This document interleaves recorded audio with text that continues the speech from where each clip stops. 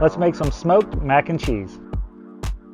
Shredding here some mild cheddar and some Gouda cheese. Don't buy the store-bought already shredded cheese. It will not melt as well. So let's boil up some pasta. Make sure you do not boil this all the way. We want to stop about a minute before it's done, and then put some olive oil on it so it doesn't stick. All right, make sure your cast iron pan's in there when you're cooking this bacon, because you know we have to top this with bacon. Turn that smoker down.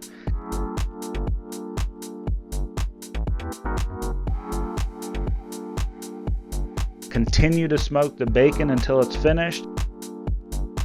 So in the already hot pan, throw your butter in. We're going to put the flour and mix that around. Put our seasoning in, and then we're going to add our milk. And then I like adding sour cream as well. We're going to mix this up until it becomes a little thick, and then let it cook for just a minute until it's bubbling. So pull that bacon off whenever it's finished. We're going to crumble that and put it all over this mac and cheese here in a little bit.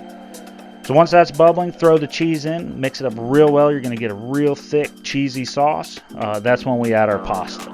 Mix this up real well, and then we're going to top this with the bacon you just crumbled.